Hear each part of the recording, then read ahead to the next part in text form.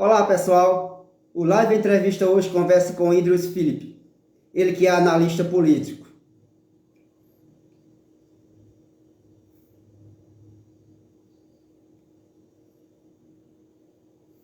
Carlinhos do Adesivo, boa noite, seja bem-vindo. Geraldo, boa noite. Um abraço.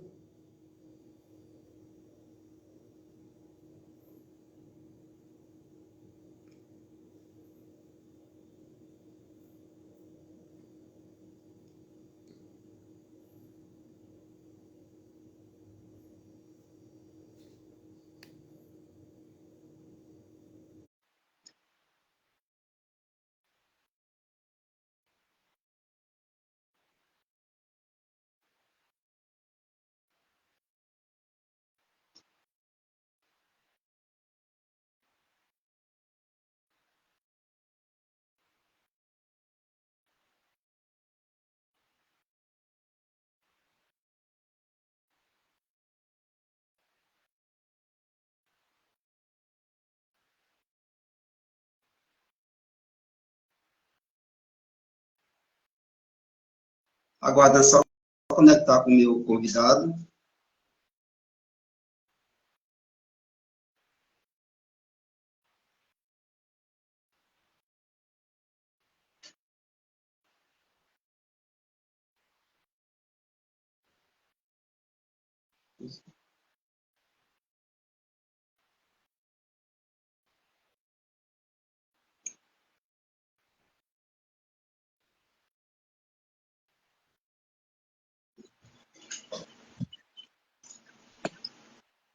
Boa noite, Idris. Boa noite, Arlindo. Boa noite a todo o pessoal que está acompanhando a Cipuada aí no ao vivo e posteriormente aí que vai estar vendo no canal. Tudo bem, meu amigo? Oi, Idris, tu me escuta? Lhe escuto, só não estou lhe vendo. Você tá mudo, não estou te escutando, não. Tá não? Vou entrar e sair de novo.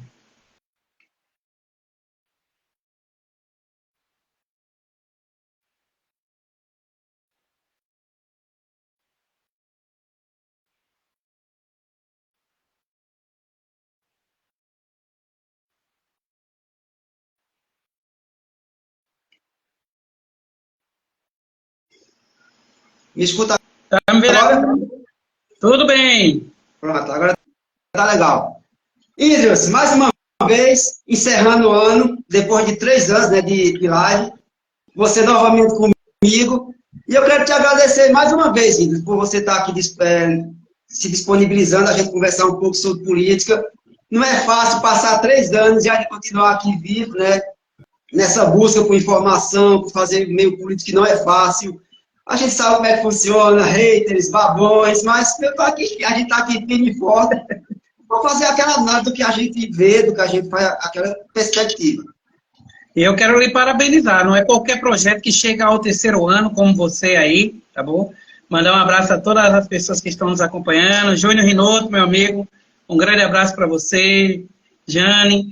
E chegar a 3 anos nesse trabalho tem sido, assim, gratificante, né? E aí mantendo a tradição, fazendo o encerramento com você todo ano aí, para a gente ver os bastidores do que vai rolar aí durante esse ano. Oi, Idris, mas antes da gente começar nessa seara, eu quero lhe parabenizar pela conquista, né, que você foi nomeado para um novo concurso público, agora em âmbito federal. Eu quero te parabenizar. Eu quero agradecer às pessoas, que eu acho que esse ano é um saldo muito positivo para mim. Terminei minha habilitação em especialização em ciências políticas. Agora, algumas pessoas podem me chamar de cientista, aqueles políticos que não gostam de análise. O canal Cipuada, a expectativa era 2.000 inscritos. O canal terminou o ano com quase 5.300 inscritos. E também a marca Cipuada Nordestina, que eu consegui registrar, e a marca Cipuada Nordestina é minha. Mas essas minhas conquistas também, eu quero compartilhar com você, e também essa sua conquista como sua nomeação para o Serviço Público Federal. Foi uma grande vitória, eu agradeço muito a todo o pessoal que acompanha. A Arlinda sabe aí desde a origem lá dessa jornada, E assim não teria a melhor pessoa para compartilhar do que com o meu amigo Arlindo aqui e com toda essa audiência, né? E eu fico muito feliz de ver como o Cipuara está crescendo. E a gente ainda vai ver muita coisa ainda do Cipuara. Essa marca, ela vai ser, aí, ter um reconhecimento enorme, como já está tendo, né? Ela está se tornando um patrimônio da cultura, não só de Santa Rita, mas ela está adentrando o interior do estado. E sem falar desse acervo, Arlindo, você tem um grande acervo, com grandes nomes aí, né? Pessoas que já nos deixaram, mas que deixaram aí registrado no Cipuara, né, a sua história e todo o seu legado cultural para a nossa cidade, né? Se a gente vivesse num município que culturalmente fosse sério, haveria um reconhecimento, um voto de aplauso sério para tão importante legado que o Cipuara tem deixado na nossa cidade. Mandar um abraço para a Júlio Rinoto, ele está colocando aqui eu como cientista político. Eu apenas fiz uma ironia, porque tem alguns políticos que quando a gente faz algumas análises, eles dizem que nós somos cientistas, né, eles? A gente está inventando, mas não tem inventando, não. É verdade, só vale se passar pelo curso deles, que é feito de um fim de semana, bancado por um partido político. Eu gosto demais desse cenário, para que a gente conversa, e as pessoas acham que nós somos pitonistas, que falou, aqui está cravado, que eles não entendem que nós estamos falando de ciências humanas, onde existem diversas variáveis, né, Idris? É verdade. Oi, Idris, agora a gente vai entrar no moído da política, a gente vai ficar restrito a Santa Rita, para até a live não ficar tão extensa, as pessoas depois não assistiram ou não acompanharam depois. Antes de a gente começar nos nossos políticos, hoje também vai ser os nossos políticos, teve uma comitiva de vereadores que está em Brasília, na verdade, né? E eu queria fazer uma pergunta aos vereadores, aos órgãos fiscalizadores, não sei também se você tem essa informação, que quem está pagando essa conta? Somos nós? É verdade, a gente já tem uma chaga que não foi fechada, né? Daqueles escândalos de viagem. Inclusive, a UFPB tem um estudo voltado, né, sobre os gastos públicos que foram desenvolvidos naquela gestão, né, na Câmara de Vereadores, que era algo tão exorbitante que chamou até atenção para uma análise científica da própria universidade, né? E aí, devagarinho, como agora está tudo voltando ao normal, né? A gente já está vendo já essas comitivas. E engraçado, né? Quando um certo nome volta, né, a Câmara, começa tudo de novo, né? O principal articulador das viagens, né? É o vereador da Malinha. Ele só adora, vive o mandato dele só de viagem. Aí ele voltar, começa essas articulações desses treinamentos, essas comitivas representativas, né? Estava tudo quieto até agora, ninguém nem ouvia, tudo era dentro aqui da Seara, dentro da cidade mesmo, EAD, tudinho. Esse cara voltou, pronto, começou já a saidinha, as viagens, os cursos de ocasiões, né? É incrível quando esse homem volta para a Câmara, como vive só disso, né? Engraçado, Williams, é que o pessoal está lá para entregar uns requerimentos de intenções, de pedidos. Com certeza, o senador, ele tem um e-mail, que isso pode ser muito bem enviado através do e-mail, Williams.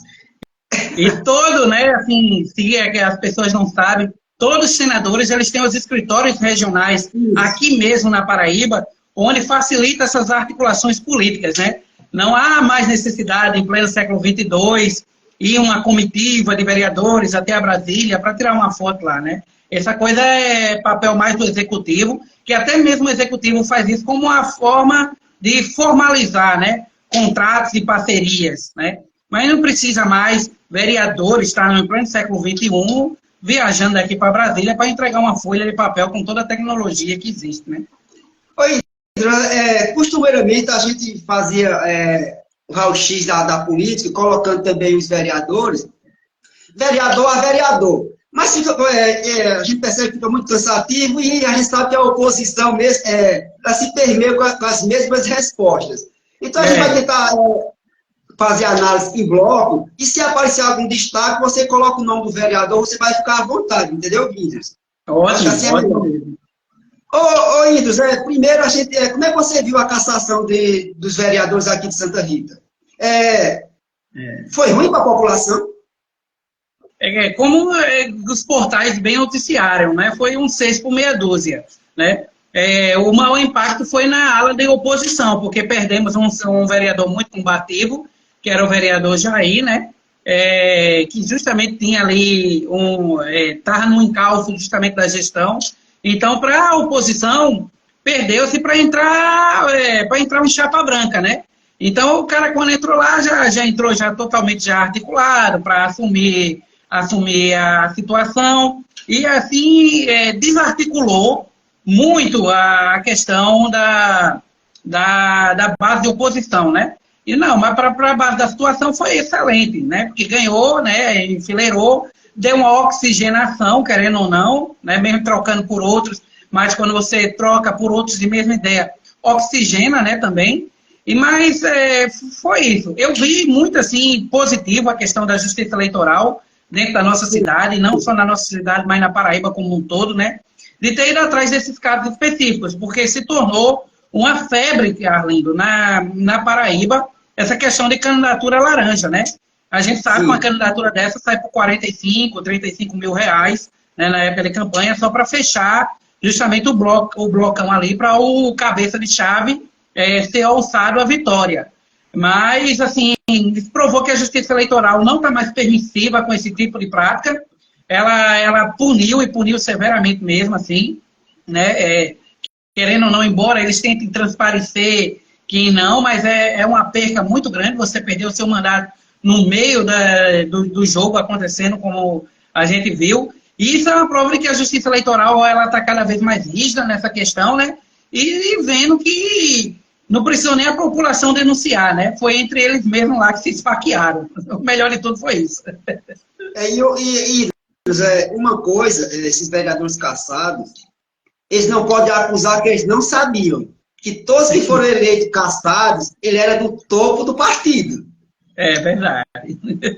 Isso mesmo. Foi ali, não pode nem alegar inocência, erros, né? Porque todos eles ali, eles eram cabeça de chave da legenda, e geralmente quando essas práticas acontecem, né? Tomando por uma amostra de todo o território nacional, essas coisas sempre acontecem com a permissividade do cabeça de chave e a anuência do presidente do partido. Então, assim, nenhum pode dizer que essas coisas rolou a plenas barbas e ninguém viu nada, né? Mandar um abraço para o Luciano Coxinha, né, do podcast De Frente com o Coxinha, que também é um sucesso aqui na Paraíba, né?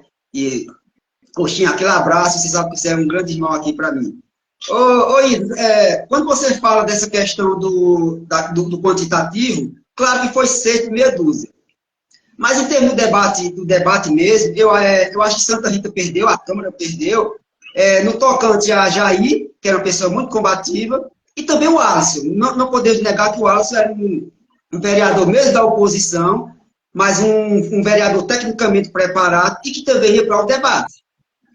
Isso, empobreceu, né, mais ainda do que a Câmara vinha tendo. Né? A nossa Câmara ela começou um primeiro ano, além de mandato muito boa, com propostas excelentes, uma tecnicidade ímpar, como não tinha ocorrido em outras legislaturas, um corpo de vereadores até bacana, mas aí houve esse declínio, né? Ela baixou a cabeça. Hoje a Câmara ela é refém da Prefeitura, ela é uma extensão, ela deixou o seu papel fiscalizador para ela se tornar uma secretaria meia-boca da Prefeitura, e se empobreceu o debate político, e se empobreceu o capital político desses vereadores, né? E ainda trouxe para dentro da Câmara, né, o empobrecimento de trabalhos legislativos. Foi uma Câmara entupida, e eu digo isso com toda a autoridade, porque eu acompanhei literalmente todas as sessões até hoje, né, dessa legislatura. Empobreceu demais esse negócio de urgentíssima, né? Esses projetos de lei que chegavam lá, que praticamente dominou, né, o cenário de 2023. Não houve trabalho significativo na Câmara. Foi só para aprovar urgentíssimo os projetos. Então, agora a gente vai fazer aquela análise em bloco. Faz uma análise aqui da situação. Como você já falou, dominou. Mas dos destaques da produção legislativa da situação. A situação, a gente pode destacar duas coisas, né? Pela primeira vez, começa a haver uma mobilização entre os próprios vereadores para tentar alçar um nome ao executivo dentro da casa. Isso é inédito, né? Isso é inédito e mostra por muito tempo que Santa Rita, apesar dela ter um potencial incrível de fazer um senador, de fazer um deputado, ela vive adormecida dentro desse sistema, né, de subveniência, mas agora parece que houve um despertamento, né? A colocação do nome de Ivonete para sair para a majoritária já demonstra que os vereadores têm um passo a mais, né? Eles têm seguido a dinâmica do que é a Câmara da Capital. A Câmara da Capital, a galera sai ali, produz um grande número de deputados, já produziu prefeitos, já produziu secretários estaduais, né? E Santa Rita não, é um colégio eleitoral enorme, mas que não produz um potencial de importação de nomes para a política no âmbito geral. E isso agora demonstrou uma quebra desse paradigma quando começa a haver uma mobilização para alçar nomes ao executivo, né? Houve ensaios agora também para nomes, né, para deputados federais, deputados estaduais. Então, isso foi um grande avanço, Arlindo, nesse sentido, né? E isso aqui falando dentro do bloco de situação, porque o bloco de oposição ainda não demonstrou ainda esse conglomerado, né? A gente está vendo agora os primeiros passos a serem dados. Mas a situação ela já saiu à frente de sair, né? Tivemos aí nomes colocados a teste como o próprio Ivonete, né? Tivemos aí outros candidatos, como o próprio Alisson, que saiu também como deputado federal adquirindo uma suplência. Então a gente começa a entender justamente que a Câmara, a base de situação, ela está querendo essa ruptura para fazer essa projeção maior e trazer, lançar novos ares e novos nomes na dinâmica da política santarritense. Isso é que é algo positivo dentro da base hoje de situação. E uma segunda coisa também que a gente pode destacar em bloco da atuação da situação, né, para a gente não bater na questão do cachorro morto, da subveniência, mas assim a gente pode destacá-los também que, querendo ou não, eles tiveram um papel excelente na condução da LDO, né, durante esse período legislativo, das leis orçamentárias, de trazer, tentar aproximar esse debate à população, embora um debate controlado, né, controlado no sentido de que as pautas já foram pré-determinadas por eles, né, mas carece a situação ainda da nossa Câmara, ainda carece ainda de ter um diálogo com a população, né. A gente ainda vive muito aquela estrutura colonizadora, coronelista, né? Precisamos de uma Câmara que ela abra espaço para o debate, seja mais transparente naquilo que ela faz, né? Que os vereadores circulem nos âmbitos políticos da cidade, não só nos acordos e conchavos, mas também nos âmbitos de publicidade, nos blocos, nas lives, fazendo uma prestação de conta de seus mandatos. Até os Instagrams deles é algo empobrecidos, né? A máquina de assessoria é muito precarizada deles, né? É uma assessoria rudimentar ainda, com pouco profissionalismo e muita puxação de saco, como se a gente estivesse numa cidade primitiva, como a Sucupira da vida, né? Então, assim, puxa, é Santa Rita, você tem que colocar o nome na vitrine, tem que colocar o seu nome no site, nos blogs, circular. Você vê aí uma quantidade imensa de convites que você faz, né? Hoje o Cipuara consolidadíssimo, com uma audiência aí de mais de 5 mil inscritos só no YouTube e também aí no Instagram. E as pessoas ainda, e não é só com você, em canais ainda estruturados ainda, com outra bolha de estrutura, mas também não circula. Então, o que é que acontece isso? A pouca transparência mata e corrói todo esse sistema político da gente que está ainda adormecido, ainda vivendo nos moldes da política da década de 80 ainda. Manda um abraço para o ex-vereador Adonis Júnior, para Gustavo Souza também está nos acompanhando. Adonis, que tudo indica, e os bastidores já dizem que ele vem para vereador aí. Então, ele será candidato a vereador, pelo que tudo indica. Vai ser se for, vai ser algo bem positivo aí para o quadro, né? Teve uma atuação na época como vereador muito positiva, né? E trouxe aí grandes avanços dentro da Câmara, né? Aquele foi um corpo de vereadores bastante bacana na época de Adonis. Mandar um abraço para Paulo Caboclo, meu irmão, e Sargento Núcio também que está nos acompanhando. Ô, Índios, dentro da situação, tu teria alguns destaques, 1, 2 ou 3 destaques, vereadores de destaque, que você colocaria? Rapaz, foi um ano tão empobrecido, Arlindo, que falar de destaque é a gente trair a inteligência do eleitorado santarritense, né? Eu não vi, particularmente, algo que se sobressaia, que diga, nossa, tal vereador da situação esse ano, ele foi além de participar de inaugurações e se vir de figurante atrás da foto do prefeito.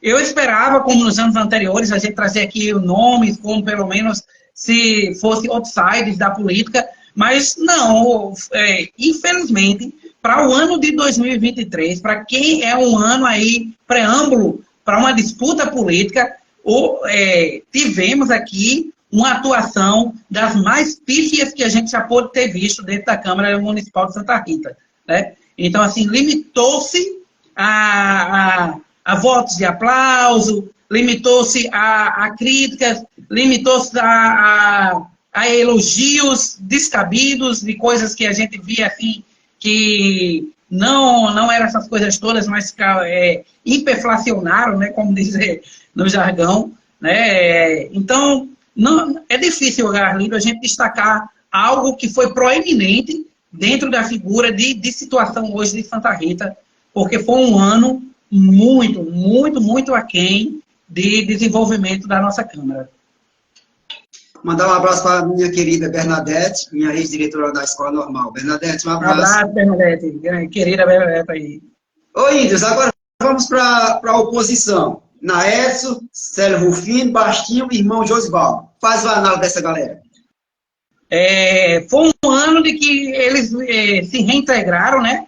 E que houve ali, com a saída de Jair, houve um desmanche da nossa base de oposição. A gente sofreu aquela baixa lá do irmão Josivaldo, da enfermidade dele ali também, né, que desarticulou, ficou por muito tempo na Edson ali, sozinho, tomando a dianteira, mas um vereador só, contra todo um arcabouço de vereadores de situação, não conseguiria produzir, felizmente, ali uma atuação boa, né? A gente viu, inclusive, no Espírito Santo, que havia um só e terminou se rendendo, porque o povo não conseguia mais nem além de nada, né? Teve que se render para poder ter alguma coisa de atuação. Então, chegou também Sebastião do sindicato, que a gente tinha uma expectativa de trazer aquele debate mais combativo, como era anteriormente, mas também, assim, foi um mandato muito, podemos dizer assim, que a gente procura uma palavra muito apático, né? Das expectativas que a gente tinha. Não sei se é porque ele pegou na metade do jogo aí o negócio. Isso é como uma coordenação pedagógica, né? Quando você pega ali no meio do ano, ali em novembro, você só vai cumprir a tabela do que o anterior deixou. Então, a gente não viu aquele espírito combativo dentro dele para ali fechar com chave de ouro. Mas aí, o que a gente pode ver, né? Em compensação da situação, a oposição apresentou propostas bastante interessantes, né? Foi de onde vieram as propostas mais originais dessa legislatura, mas infelizmente não foram à frente, não puderam ser discutidas, tiveram muitas vezes a oportunidade do grande expediente tolhida, né? Muitas falas de Célio Rufino foram interrompidas e por vezes não aconteceram, por uma estratégia justamente da própria mesa ali. Então, mas não foi por um espaço, não foi por falta do espaço.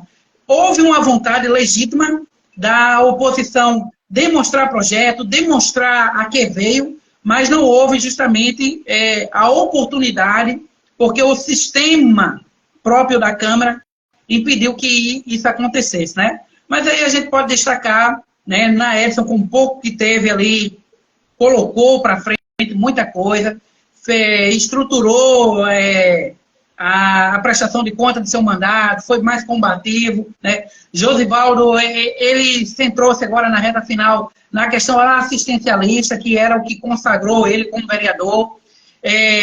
Se perdemos em Alisson, tivemos um ganho muito bacana com Célio, que é um vereador muito tecnicista. Ele traz ele não traz um projeto por si só, ele traz todo um arcabouço ali, histórico, metodológico, ele pesquisa, ele vai atrás, ele escuta as demandas da população, um dos poucos vereadores que a gente ainda vê dentro da cidade, ouvindo a população, né? Então, assim, são os destaques que a gente pode trazer dentro desse bloco aí, né? Mas, Bastião, o sindicato, ele sai manchado dessa temporada, justamente por conta da questão dos professores, né? É uma mancha no mandato dele que eu acredito que vai se perpetuar bastante, e isso vai ter um saldo impactante na sua campanha de reeleição, querendo ou não, né? Apesar dele ter colocado a explicação na segunda edição do Fora de Estúdio, lá de frente com Coxinha, mas a gente sabe que nos bastidores políticos que se fala que não foi tão convincente assim, não, né? Então ele sai ferido, né, dentro dessa estrutura aí, nesse primeiro momento, né? Idris, eu vou compartilhar com você que eu acho que a oposição, eu acho que os dois grandes destaques mesmo, né, o vereador Naes, ele consegue colocar os problemas dele em busca também. Ele sabe muito bem usar as redes sociais na divulgação do seu mandato, sabe dialogar com seus eleitores, com a população de Santa Rita. O Célio Rufino também, que usa muito bem as redes sociais. Tecnicamente, ele sabe usar o regimento, só que o presidente, na maioria das vezes, atropela ele e não deixa ele, mas ele é um cara muito, muito tecnicamente. Os outros dois, eu entrevistei Bastinho. Quando eu entrevistei ele, eu percebi, nas palavras dele, que ele não seria uma oposição. Ele falava que ia ser um cara mais comedido. Então é como se ele estivesse indo de encontro tudo aquilo que um partido de esquerda, que ele da oposição, um cara de sindicato. Então eu já percebi que ele não seria aquele vereador combativo. Por quê? Eu não sei. Não sei se ele não queria bater em planta, não sei se ele tem algum interesse, isso eu não sei. Mas já é perceptível. Basta você ver a live comigo, que a gente percebe que ele já está um cara bem mansinho. Aí vem Josivaldo também. O que para mim é uma decepção é o Bastinho, pela questão do cara ser ter o nome sindicato, e na hora de votar para uma categoria, ele se abster, e a justificativa dele, que não leu o projeto e não tinha conversado com a categoria. Ora, se eu sou de um sindicato, se eu represento categorias, eu desconheço qualquer categoria que esteja reivindicando algo negativo para ela. Então, o Josivaldo também, para mim, eu acho que é uma decepção nessa questão. Ele tem seu trabalho social, mas o mais decepcionante foi a questão do Sebastião, do sindicato, exatamente por isso. Ele, quando jogou nas redes sociais, que foi quem levou o pessoal para lá, piorou. Porque levar o pessoal para lá, para ouvir como ele votou, aí não convence. Mas eu acho que ele é a grande decepção como vereador aqui, até porque eu estou defendendo também minha categoria de professores, que há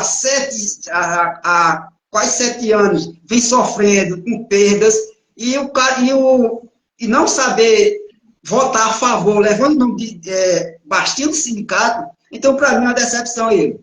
É verdade, é verdade. Principalmente numa prefeitura que, assim, ela é decepcionante na questão de servidores, né? Eu me preocupo muito com o debate político em Santa Rita, porque se fala de infraestrutura, se fala de educação, mas a figura do servidor, que é o que faz os processos acontecer, é tremendamente desprezada há mais de uma década. A gente tem servidores com direitos, né, negados claramente. Muitos que têm, inclusive, impactos na sua aposentadoria, morrem em situação de miséria dentro do município, justamente por conta de uma política muito mal feita, muito mal articulada, que estimula o servidor efetivo a pedir a exoneração do seu cargo, né? E aí a prefeitura é pinhada de subempregos, de oportunidades, né? Eu chamo isso de emprego terceirizado, de empregos de oportunidades, apenas para engrossar fileiras na época da campanha política, né? Para botar o servidor depois do expediente liberado meio-dia, para durante a tarde estar balançando bandeira na esquina de Tiberi 2 ou na praça aí de Santa Rita, né? Então, assim, porque sabe que ele não pode fazer isso com o efetivo. Então, o efetivo hoje de Santa Rita, é um dos servidores mais massacrados que a gente tem conhecimento dentro da Paraíba. Nem prefeitura de interior tem o tal desmonte, como existe o desmonte de ser servidor na Paraíba, de ser servidor dentro da prefeitura de Santa Rita. Eu digo sempre aos meus colegas que fazem concurso, e eu sou da seara de concurso público também, né? Eu digo sempre, você é um corajoso prestar concurso para Santa Rita, porque assim duas alegrias, o dia que você sai para um outro e o dia que você entra, porque assim é uma política que ela é desenvolvida para desestimular o servidor, para provocar uma má prestação de serviço e sucatear a figura do servidor público dentro da cidade, né? Me diga qual foi a vez, né? Me diga qual foi a vez que ocorreu algum tipo de vantagem pecuniária a um servidor dentro de Santa Rita.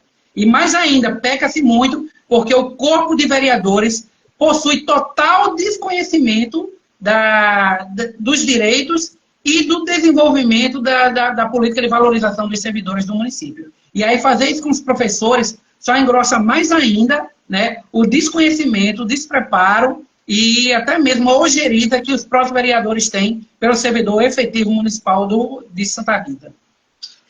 Idros, a gente entrar na administração Panta, e você já falou do servidor, a gente vai fazer uma análise geral não, mas eu distribuí em 4 pastas, na infraestrutura, saúde, educação e cultura, que eu acho que é uma das partes mais importantes. Isso. Para não ficar também se alongando, a gente vai dividir nessas partes. Panta, em relação à infraestrutura, ele está fazendo bem o dever de casa? Obra ele está fazendo. A questão de obra está sendo feita, né? Terminar que é outra coisa, né? A gente está vendo aí, né? Diferente do ano de 2023, que terminou com bastante obras significativas e concluídas, a gente está vendo hoje um verdadeiro canteiro de obra inacabado na cidade, né? Para não ir numa opção fácil, que é o hospital, né? Que não é o hospital, o pronto atendimento, né? Aqueles que têm um conhecimento da lei SUS vai saber isso, que existe um regramento para um determinado prédio se formar. E eu faço até as palavras de coxinha, né? Coxinha de inaugurar até inaugura. Botar aquilo para funcionar ali é que vai ser outros 500. Porque assim, hoje, eu digo com propriedade, porque trabalho na administração hospitalar, botar um hospital hoje é para funcionar, lindo, não é coisa fácil, né? Tudo de um hospital é de cifras de milhões, né? Até para um hospital municipal, né? São milhões de agulhas, milhões de catéteres, milhões de EPIs, né? Salários que têm que ser assim, bastante compatíveis e altos, né? Porque o profissional de saúde é um profissional caro, né? Pela exposição de risco e perigo. Então, a questão de infraestrutura fica muito aquém, principalmente quando a gente vê uma estagnação da expansão da infraestrutura para a zona rural. Estamos aí entrando, se eu não me engano, no 2º ano que a Anne está, né, no município, me corrija se eu estiver errado. Parece que a gente está entrando no 2º ano. E cadê a expansão de esgotamento e de distribuição de abastecimento para a zona rural para Santa Ritense, que foi o prometido? Ainda não está se vendo nada significativo nesse sentido. E aqui vai um norte, justamente para que os vereadores no próximo ano, né, entrem. Isso aí já vai ser um clipe muito interessante para quem for aí para bater com a prefeitura, pegar esse norteamento. Não estamos vendo nenhum investimento de expansão de infraestrutura dentro da zona rural de Santa Rita. Foi praticamente estagnado.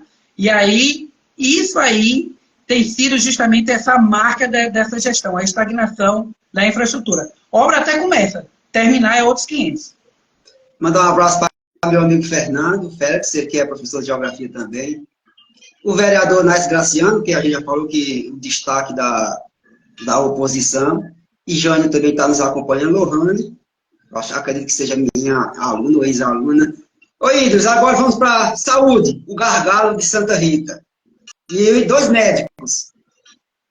Exatamente. E Santa Rita não pode alegar que não capitania nem consegue ter força política para investir na questão da saúde, né? Porque temos hoje uma representante estadual, né, na Assembleia, temos hoje um prefeito que tem um pleno domínio da questão da saúde de Santa Rita.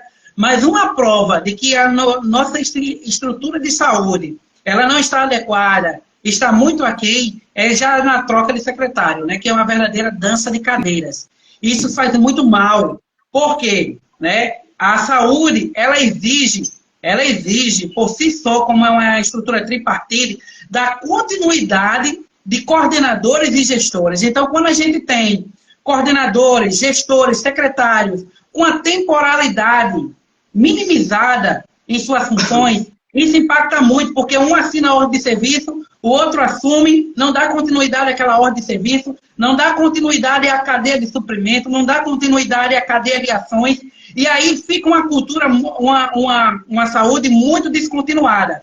E isso resulta lá na ponta, porque começa, Gerlinde, o grande problema da saúde santarritense é fácil de solucionar. Não é com recurso, não é nada. O problema da gente é três coisas. Pessoas que não são profissionalizadas na área, elas não licitam em tempo hábil, elas não desenvolvem as ações em tempo oportuno. Essas ações e licitações, elas têm validades para acontecer, e muitas vezes, quando a outra equipe já assume, né, que entra o secretário já troca, já estão com os prazos todos vencidos, a licitação volta para o início, e aí cirurgias são canceladas, insumos são estragados, insumos deixam de ser comprados e distribuídos, e começa a acontecer uma cadeia de desabastecimento. A segunda coisa que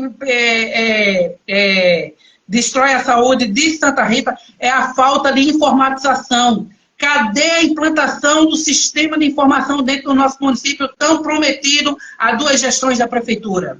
Por que ninguém dentro da Câmara, situação ou oposição, cobrou essa informação?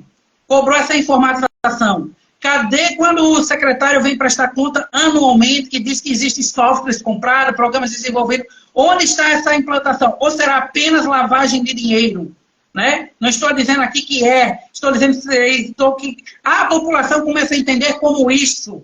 Né? A terceira coisa, Arlindo, que sucateia a nossa saúde aqui, que poderia ser facilmente solucionada, uma política de valorização dos servidores. Né? Existe um corpo efetivo mínimo que atua hoje na saúde de Santa Rita. Santa Rita ela é aparelhada de pessoas que estão ali terceirizadas. E isso precariza o atendimento ao público, um bom serviço, tornando a saúde de Santa Rita destruída e precarizada. Então, a gente não consegue trazer equipamentos para cá, a gente não consegue equipar. Ali ao lado mesmo, no Padre Malagrida, em Tibre 2, existe um prédio que há anos ali era para ser um centro de imagem, né, de ponta, um centro de imagem de ponta, que não saiu das paredes. Então, ali começou de netinho, perpetuou-se por 2 mandatos de planta e está ali, servindo apenas como banheiro público. Né? Então, isso faz com que a saúde de Santa Rita seja deteriorada e destruída. Como até Fernando Félix está dizendo aqui, né? Os secretários estão muito despreparados, não pensam no coletivo, a ideia deles é a velha política arcaica. Então, quando coloca um secretário com essa cabeça de política da década passada, piora mais ainda. Exatamente. Mandar um abraço para Fábio Relé e para a Salatel também, que está nos acompanhando. Índios, agora, a minha área, educação. É decepcionante, porque a gente tem uma secretária que ela tem um arcabouço muito forte, profundo, ela é uma profunda conhecedora da área de educação, ela é uma pessoa que, se quisesse traria para Santa Rita soluções pontuais, econômicas e eficientes, mas ela praticamente, o que transparece é que existe um sucateamento proposital. Né? Eu não vejo hoje, Santa Rita durante o ano foi pontuada várias denúncias na questão da merenda escolar. Né? Eu acredito que Santa Rita teria condições de implantar o café da manhã na merenda escolar, poderia implantar o ensino integral de forma com muito mais sucesso do que existe hoje no Estado, que eu não concordo com o ensino integral do Estado. Hoje ele é um ensino integral apenas para inglês ver, ele não é efetivo, ele não é prático, ele não produz conhecimento no ensino-aprendizagem. Né? Então, hoje a gente conseguiu minar o problema da educação Santa Rita, que era as constantes greves. Mas o fantasma da greve continua pairando. E isso desestimula o alunado, isso desestimula a questão do aprendizagem. Eu acho que a questão da infraestrutura das escolas são as que mais devem, bastante precarizadas, muito sucateadas. Existem salas de aulas por aí, as cadeiras foram chegar um dia desse, a nova leva de cadeiras, e sem falar nos profissionais, né? Que estão aí há anos lutando, desestimulados, por um melhor salário, buscando o piso que é de direito deles, né? E isso ainda falando também dos técnicos administrativos, que ainda, meu Deus do céu, esses aí, coitados, é que não tem nem chance de serem olhados pela gestão educacional. E, então, assim, não consigo ver um cenário positivo na educação santarrentense. A gente vê a consolidação de problemas e a distribuição de uma maneira que eles percam cada vez mais essa estrutura. Idris, eu acho que a secretária de Educação, eu acho que é uma das piores secretárias que o município de Santa Rita já teve. Com certeza, houve isso, é verdade. E ela sendo, como você já falou, uma professora, aí eu não discuto o currículo dela, mas eu tive depoimento de colegas, a questão de oferta de merenda, comprar biscoito, aquele biscoito curicato, com que suco, que suco. Esse limite, Carlinhos, no século XXI, até por uma questão nutricional, crianças se alimentarem muito exclusivamente de suco e bolacha. Né? Isso para uma criança que vem da zona rural, que ela está ali, tendo como essa única refeição dela, a gente vê justamente a falta de compromisso nesse sentido, né? Que é uma coisa tão séria. Então, assim, a gente pode cravar aí que, claramente, uma das piores gestões de Secretaria de Educação que houve dentro desse município. E outra maldade, eu diria que é maldade, porque poderíamos resolver muito bem que a educação fez com alguns alunos, foi com alunos especiais. Chegou até mim um aluno que ele, do 6º ano até o 9º ano, ele é surdo, ele não teve um intérprete. Eu fiz até um vídeo gravando, denunciando, pedindo. Ele termina o 9º ano, Ingrid, sem um intérprete em sala de aula. Como é que esse aluno vai chegar no ensino médio? Esse aluno, eu já estou sabendo, ele vai ser meu aluno lá na escola normal. Ele passou, ele vai para o 1º ano. Mas em que condições? Não se poderia fazer um contrato emergencial para se contratar um intérprete de Libras? E as outras pessoas especiais, autistas? Se isso for uma maldade, eu considero uma maldade tremenda que uma professora, na condição de secretária, se fez com alguns alunos aqui de Santa Rita. Eu acredito que, assim, que a Santa Rita carece com urgência de políticas de inclusão, né? Sim. Não é a inclusão woke, né? Como o povo diz por aí, que a galera taxa de lacração, não. É a inclusão séria e verdadeira. O que é isso? Desenvolver profissionais que cuidem do aluno autista, que cuidem do aluno com TDAH, que cuidem do aluno que tem o TOD, que hoje abraçem nas creches essas crianças, porque além de hoje é uma realidade. Eu brinco até que eu trabalho em muitos anos com o Enem, eu sempre falo nos meus treinamentos de Enem, né? Quando eu estou preparando as equipes para aplicação de prova. Anteriormente a gente via um aluno autista no meio de 100. Hoje é um normal no meio de 99 com espectro autista. Então, o professor hoje ele está pegando e sendo obrigado a desenvolver um ensino com todas essas nuances dentro da rede municipal, sem um mínimo preparo, né? Santa Rita já passou mais do que da hora de haver um centro, né? Um centro de cuidados cognitivos voltado a esse tipo de população. A gente tem muitos alunos surdos necessitando disso, precisando de alunos cadeirantes, precisando de cuidadores, precisando de uma assistência, pessoas que têm que estar indo para João Pessoa, tentar vaga lá, porque a assistência de João Pessoa é maior, sendo que a verba para esse tipo de ação em Santa Rita é quase equivalente à de João Pessoa e não existem políticas, né? Não existe políticas. O máximo que se faz aqui é construir um prédio com a rampa, colocar barras no banheiro e pronto, acha que isso é política de inclusão, né? Então, assim, é preciso haver uma atenção hoje, porque a educação dessa população é urgente mesmo, né? Esses fiscais de prefeitos que vivem fotografando banheiro quebrado e buraco na rua, deviam estar justamente atentos a esse tipo de demanda que é real, urgente e sincera para a população dentro da nossa cidade. Ilhos, agora vamos para uma parte que eu gosto bastante e que eu trafego muito bem, a cultura. Santa Rita vive um período de trevas na cultura? Isso aí parece que é característica do nosso município, né?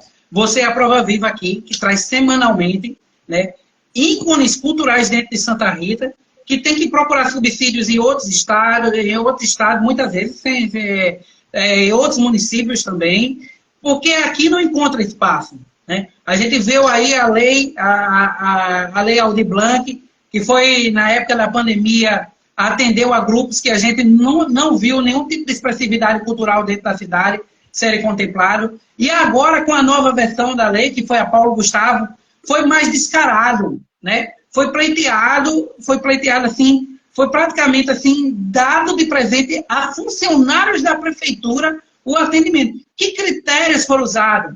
Qual foi o estabelecimento? Qual foi a importância, o impacto cultural que essas pessoas tinham dentro da cidade? Então, gente, pelo amor de Deus, foi descarado a questão. Temos um Conselho Municipal de Cultura que não funciona, é constituído, mas não funciona. Por que não funciona? Porque não é permitido o seu funcionamento, né? A gente envolve aí, eu estou acompanhando há quase 3 anos as sessões da Câmara, nunca vi uma propositura voltada à preservação do patrimônio cultural de uma das cidades mais antigas da Paraíba. Nós éramos para estar dentro do Circuito do Frio, era para ser roteiro histórico, era para quando as pessoas vieram, a gente teve aí, noites, agora em dezembro, no Castro Pinto, de 9 aviões de turistas descendo. Eles passam direto por Santa Rita, a cidade que foi uma das colonizadoras da Paraíba, né? Nós temos aí tendo que lutar por um coreto, que é a única coisa que restou agora da nossa cidade. O coreto que recebeu um dos vice-presidentes do nosso país. Era o centro da arena política da cidade, era aquele coreto ali em frente à prefeitura, né? Deixaram destruir o tênis clube, né?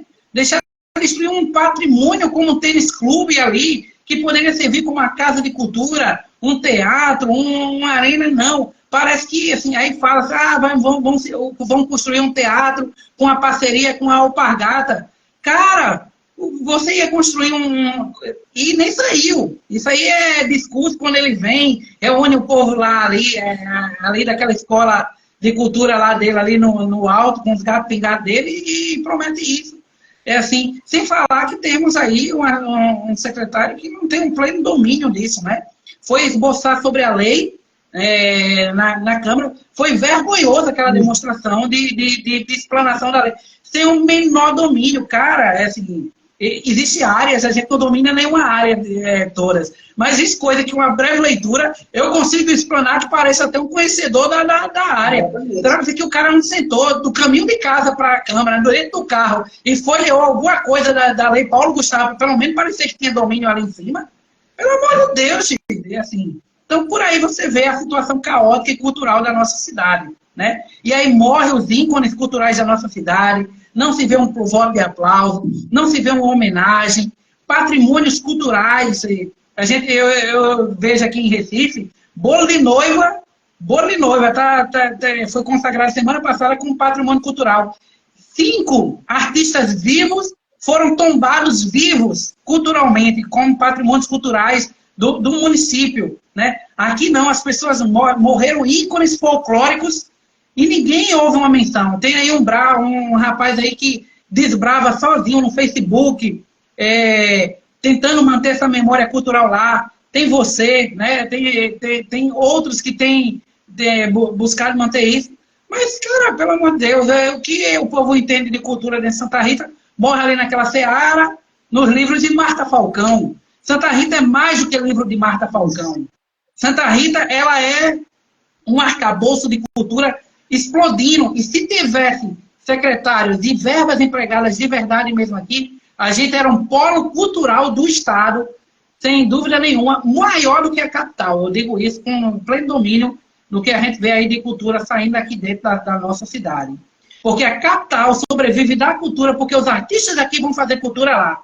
E terminam subentendidos que eles são patrimônios culturais de lá, mas saíram daqui, né? Indas, isso é verdade, a gente... Eu assisti aquele vídeo do... Não sei se ele é o secretário, ou é o secretário adjunto, né? Que quem manda na pasta mesmo é o Wendel. Mas eu via... o cara não sabia explanar nada sobre aquilo que ele estava falando. Então, e dizer, não, depois eu vou ver aí, depois eu passo para vocês. Não, ele tá numa sessão, ele tá ali para explicar. Ele não preparou nem um slidezinho com aquelas explicações básicas de qualquer cara que explicar determinadas coisas. Parece que Então, acordou 5 horas da manhã e disse, hoje tem uma apresentação na Câmara. E assim, como você disse, Santa Rita é uma das cidades mais ricas culturalmente. Aquilo que eu escrevo, quando eu escrevo, eu já estou escrevendo 2, e já tenho 2 livros que estão no forno, é do dia a dia. É do cara que eu encontro aqui, daquela pessoa pitoresca. Eu só mudo o nome, mas a identificação é daquela pessoa. Então, não reconhecer uma determinada pessoa, não ter esse grande movimento cultural que Santa Rita merece, é uma tristeza, é da pena, sei lá, de apenas lamentar a parte da cultura na mão de pessoas ineptas, na verdade. É verdade. E isso não é um cenário que fica só em Santa Rita, né? Como Cipualha, hoje ela abrange toda, assim. Infelizmente, a pasta de cultura é uma pasta que é utilizada só de cabide de emprego, né? Esse foi tema, eu falo até com propriedade, porque foi tema de minha pesquisa de pós-graduação na área de gestão pública municipal. Foi justamente o custeio e a manutenção de projetos culturais. E aí a gente observa a pobreza de investimento e de como a cultura é tratada dentro desses espaços, né? Isso, mas eu vou transmitir também uma boa notícia para o santaritense, que Valdir, né, o professor Valdir, ele se mobilizou e está sendo criado o Instituto Histórico e Geográfico de Santa Rita. Que coisa boa, eu não sabia dessa, então, novidade aí, primeira mão aí para gente. Está em organização, eu vou fazer parte do Instituto, tem outros historiadores, a gente está regimentando outros profissionais, outros geógrafos, historiadores, exatamente para criar esse instituto e, de alguma forma, a gente fomentar tanto a história de Santa Rita, o patrimônio histórico, geográfico e cultural também de Santa Rita. Então, acho que Valdir Lira gosta muito disso, ele é um cara que... Resgatar, né, da Academia Santa Ritense de Letras, né, que morreu, né?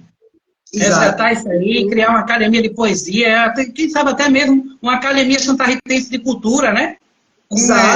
Também, que é um projeto que poderia ser inovador e inédito, né? Com reuniões ali dos ícones culturais e ativistas da cidade, tendo aquelas cadeiras ali, e quando morressem, iam sendo substituídos, como uma forma até mesmo de preservação, né? Patrimonial desses ícones. Então, futuramente nós teremos o Instituto Histórico e Geográfico de Santa Rita, que eu acho que será uma boa para toda Santa Rita. Idris, agora nós vamos entrar numa seara da futura substituição de Panda, que Panda está deixando seu mandato, não pode ser mais, e apareceram alguns nomes. Mas antes de chegar nesses nomes, como é que você viu aquela plenária idealizada por Luiz do Biscoito, um cara que sempre esteve no meio da política, dava um carrinho a ele ficava calado. Como é que você viu aquela plenária? Vai vingar aquela plenária? É uma pergunta retórica. Com todo percalço, eu acho positivo, sabe? Foi a primeira vez que as oposições, né, não estive presente, mas acompanhei de bastidores ao longo das últimas reuniões, terminavam em tapa, briga, murro na mesa. Essa não, né? Foi ótima porque abriu para a população, a gente pôde ver ali a galera que quer realmente fomentar uma mudança, né? E Santa Rita não viu aí uma oportunidade de debater. Se daquilo ali vai produzir um fruto, vai ser outros 500, né? Porque existe uma guerra de ego muito grande. Faço as minhas as palavras de Josivaldo, Célio e na Edson, lá em Coxinha, no último encontro que eles tiveram, no programa lá, que eles disseram, vai ser uma questão de deixar o ego de lado. Se não se deixar o ego de lado, a gente não vai sair desse projeto melindroso político que tem acontecido dentro da região, né? Então, assim, O mal, eu sempre digo, o mal do brasileiro é porque ele não discute e não debate política. Ah, eu quero estar longe dessas questões, né? E aí, isso é muito bom para o político, porque ele faz, desfaz, mexe e desmexe, sabendo que a população está indiferente. E aquilo que é feito na seara política impacta na nossa vida, desde o salário mínimo até o seu atendimento médico, né? Então, eu vejo como positivo. Agora, o próximo passo agora é que daquela reunião comece-se a sair um nome ali, já comece a aflorar um nome que possa justamente dimensionar essas candidaturas, porque a gente só vai derrotar esse projeto político, que é um projeto político para mais 2 mandatos, né? Não pense que é um projeto político para 16 anos, né? É um projeto político da gestão atual. Não pense que para derrotar ele vai ter que haver justamente uma força de oposição unida para que se demonstre isso, né? Eu sou cético, né? Na verdade, eu sou cético quanto a isso. Eu vejo muito cacique para pouco índio, né? Então, tem muito cacique que dificilmente vai abrir mão. Vamos fazer um exercício de futurologia de alguns nomes, Igor? Nicola, eu acredito que ele poderia, dentro desse projeto aí de unidade das oposições, ele poderia ser um dos melhores nomes para um vice, né? Por que não como um prefeito dentro dessa conjectura de unificação total, né? De unificação total, porque eu acredito que para esse momento o nome dele ele precisa ainda se fortificar. Eu acredito que ele teve uma grande melhora, como eu falei, né? Menos combativo, mais propositivo, se apresentou. Numa candidatura solo, acredito que é uma excelente opção. Mas se for entrar dentro dessa conjectura de totalidade, ele é um nome ideal como um vice. Pedrito, um homem que vem de Cruz do Espírito Santo. Pedrito não vejo desenhado como uma figura para a nossa cidade, né? Tem boas intenções, tem questão, mas assim, o histórico lá em Cruz do Espírito Santo não é um dos melhores. E consolidar isso aqui só vai piorar mais ainda, né? Tem os seus defensores, tem a sua política, assim, mas eu falo porque assim, a gente que vive na análise política no dia a dia, acompanhando, né, viu a situação que Pedrito geriu dentro de Cruz do Espírito Santo. Não vi grandes avanços. E trazer aquele projeto político para Santa Rita só vai piorar mais a situação que existe hoje, né? Jobson, se comenta que ele será um possível candidato do PSOL. Né? Ali, justamente, o problema do pessoal é esse, joga o nome só para cumprir a tabela, né? Não é para... Eu vejo Jobson sair como um nome na executiva de grande estrago de oportunidade. A gente precisaria justamente de Jobson ali lutando como um bom vereador. Acho que ele seria um vereador e seria facilmente eleito, né? Perde-se uma janela de oportunidade muito grande jogar Jobson para ali ele se estruturar como um nome na executiva. Eu acredito que ele seria um excelente vereador. Apesar eu não acredito muito, até porque Valdir esteve dentro dessa reunião, né? Ele esteve junto com o pessoal dessa plenária, né? Então, Valdir parece que tem um problema ainda, né? Da questão que está como improbatório ainda, né? Valdir não é candidato, porque ele não é bobo, né? Ele é professor universitário, ganhando um bom salário, graças a Deus, com seus esforços. Ele está no estágio probatório, ele não vai deixar lá para vir para se candidatar. Tentar uma aventura política, né? Uma aventura política. Então, Jobson, eu acho que está dentro de apenas uma possibilidade. Quinto, o turista. Conhece o mundo todinho, menos Santa Rita. Rapaz, é mais aquela coisa, né? Vivo do spoiler eleitoral do pai. Eu acredito que não seja uma e tem um capital político, tem da eleição. Né? Não podemos desprezar o que quem ele aponta tem uma boa votação, né? Mas eu acredito que ainda não já está desgastado, é um nome ali que não vai trazer uma vitória certa, né? Para que as oposições se unam. Não vejo... Agora, Ivonete, tu acha que essa candidatura de Ivonete é para valer? vai ser um ensaio, né? A Ivone Neto vai ser a Joelda, a doutora Joelda dessa campanha, né? Aquela candidatura que tem um aporte, tem toda aquela estrutura, mas a gente não vai ver justamente ir para frente, uma mobilização, algo que articula de uma maneira bem poderosa. A galera até hoje a gente está tentando entender como vai ser esse desenvolvimento dessa candidatura, né? Mas ela pode estar jogando, fazendo pressão para a Panta escolher ela como vice. E eleger o irmão Moza. Eu vou dentro desse viés aí, eu vou dentro dessa sua lógica, viu? Que justamente é para ela sair como a candidata, né? Foi aquela experimentação. É o primeiro nome, é o segundo nome oficial, né? A gente tem Tonho e agora o dela, né? O segundo nome que se coloca oficialmente na corrida. Sim. Falando no nosso querido Tonho da Galinha, tu acha que essa candidatura é para valer mesmo? Ele disse que olha aí, a gente acredita justamente, vendo dentro dessa conjectura, que eu acredito que se desmanche essa candidatura ali não decorrer, ela não decora, acho que Tonho vai terminar por abrir mão para apoiar justamente esse projeto das oposições. Eu acredito que o projeto da oposição, se houver um grande investimento, né, e foi confirmado até mesmo lá no podcast lá de Célio, o Josivaldo Naes, como Coxinha até colocou aqui, que as oposições estão, né, elas estão unidas dentro dessa conjectura de levantar um único nome.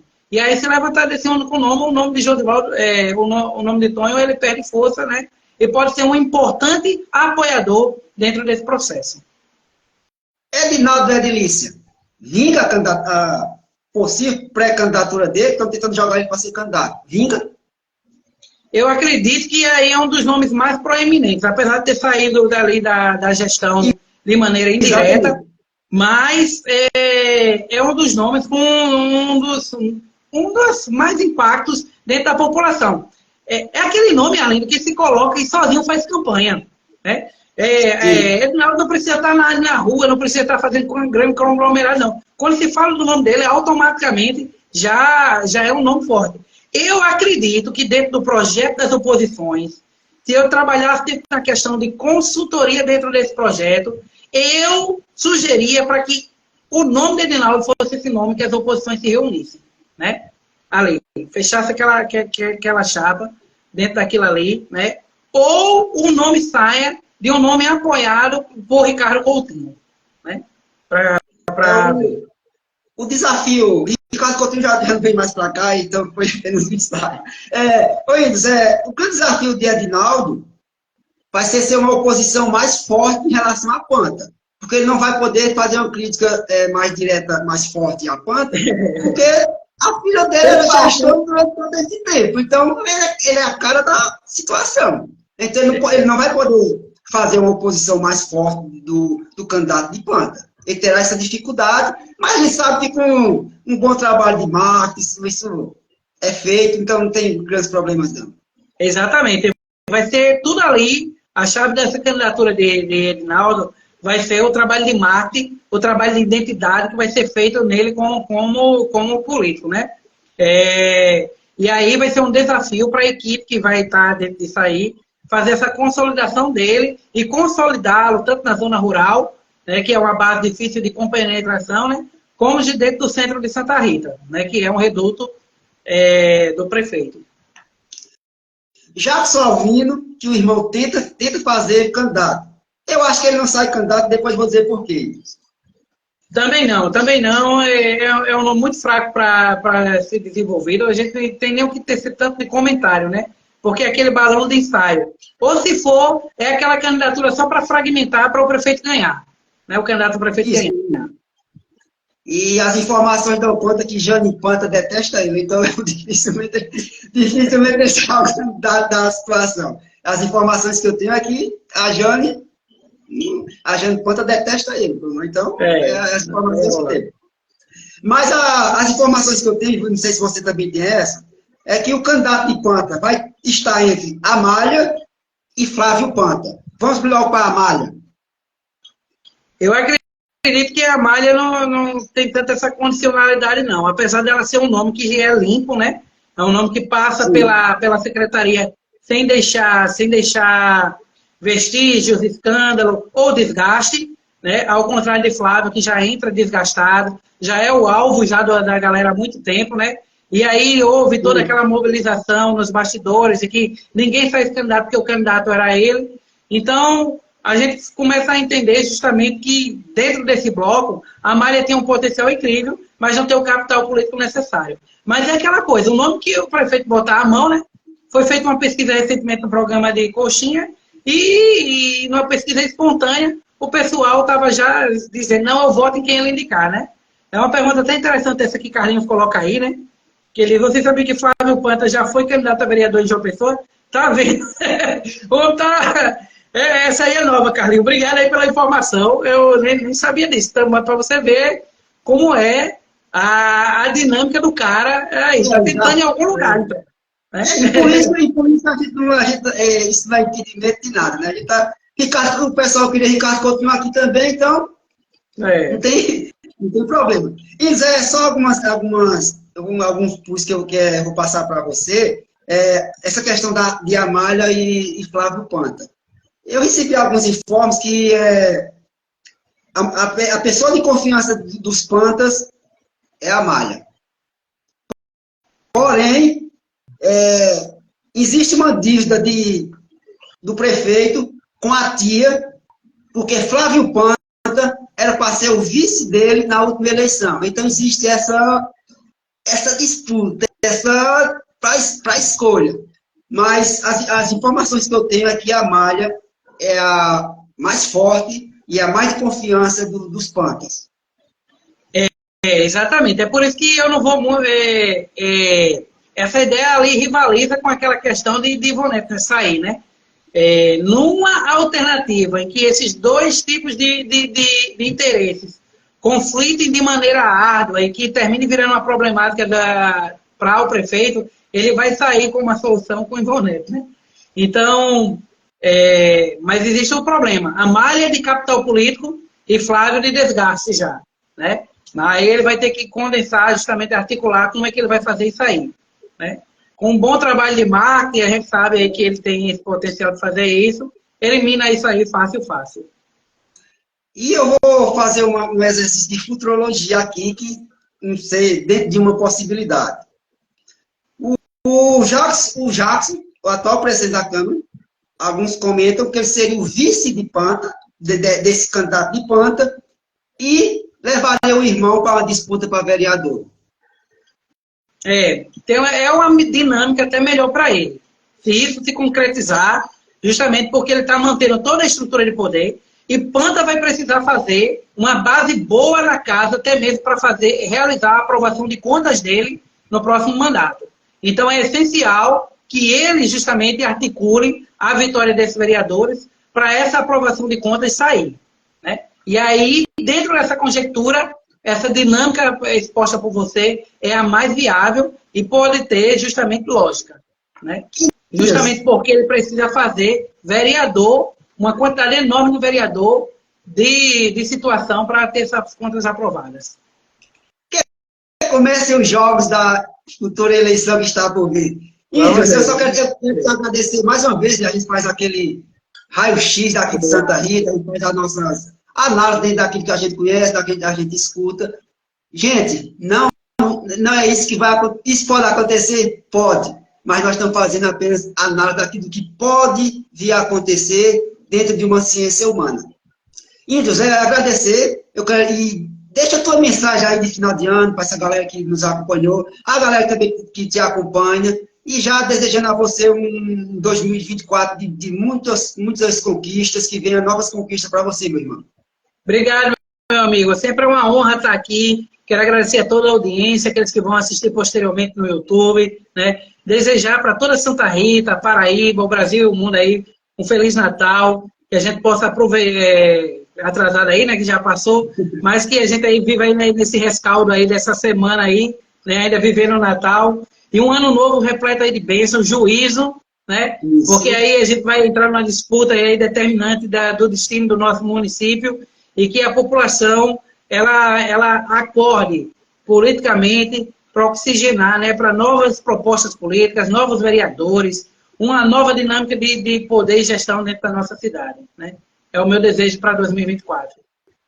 Obrigado, Iris. Obrigado a todos aqueles que estiveram nos acompanhando e que depois vão nos acompanhar. Fiquem com Deus. E um 2024 de muito sucesso e muitas conquistas. E aguardemos a eleição. Abraço, Iris. Até mais. Um abraço. Até mais, meu amigo.